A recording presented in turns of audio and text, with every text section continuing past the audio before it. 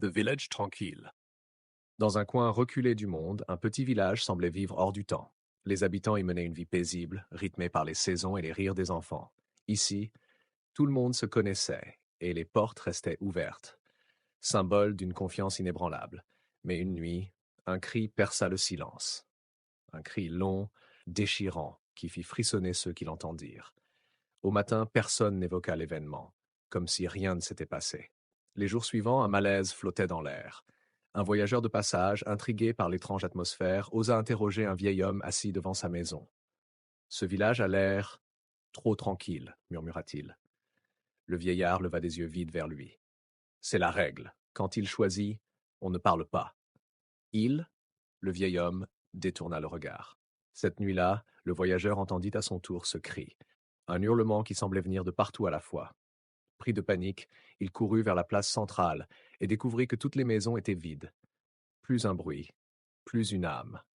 Au centre du village, une silhouette l'attendait. Un murmure glissa dans son esprit. Tu voulais comprendre.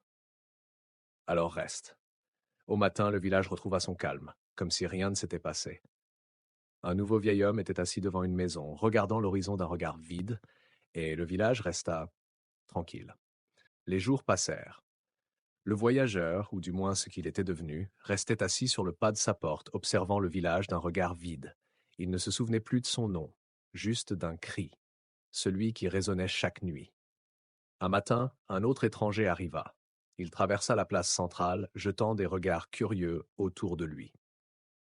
C'est étrange, ici, tout est trop calme, lâcha-t-il. Les habitants baissèrent la tête. Le voyageur, celui qui avait autrefois été un simple passant, se surprit à répondre d'une voix rauque. C'est la règle. Quand il choisit, on ne parle pas. Le voyageur s'arrêta, pris d'un vertige. Il venait de répéter exactement les mots du vieillard qu'il avait interrogé autrefois. Son esprit s'emballa. Il se souvint. Son arrivée, son questionnement, son hurlement. Et maintenant, il était devenu l'un d'eux. Non, c'était pas possible. Il devait fuir. Il se leva brusquement et courut vers la sortie du village. Les arbres semblaient s'épaissir, l'air devenir plus lourd. À chaque pas, ses jambes semblaient s'alourdir. La brume s'enroulait autour de